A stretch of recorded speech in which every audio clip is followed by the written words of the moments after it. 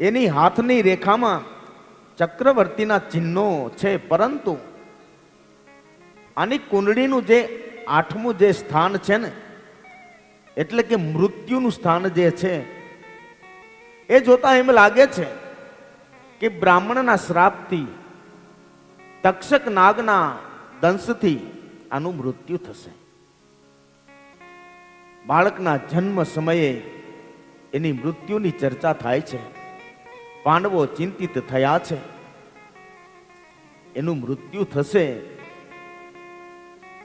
એનું મૃત્યુ થશે એનાથી નહીં, જે જન્મે એનું તો મૃત્યુ તો નક્કી જ છે, પણ જે રીતે એનું મૃત્યુ થશે એનાથી પાંડવોને ચિંતા થઈ કે એ બ્રાહ્મણોના શ્રાપથી મરશે. આનું એમને ચિંતા થઈ છે. અને બ્રાહ્મણ કઈ એમને તો શ્રાપ આપે નહીં. અમે ક્ષત્રિયો છીએ, ગૌ બ્રાહ્મણ પ્રતિપાલક, એને બદલે શું આ અમારો બાળક બ્રાહ્મણનો અપરાધ કરશે? બ્રાહ્મણોએ કહ્યું કે ધર્મરાજ, તમે ચિંતા ન કરો, આના ઉપર ભગવાનની કૃપા છે, આ ભગવત ભક્ત છે. બ્રાહ્મણોનો શ્રાપ પણ તમારા પૌત્ર માટે વરદાન રૂપ સાબિત થશે. અધિકારી અને યોગ્ય બ્રહ્મનિષ્ઠ સદગુરુને શરણે જઈ અને શ્રીમદ ભાગવતની કથાનું એ શ્રવણ કરી અને એ મુક્તિને પામશે.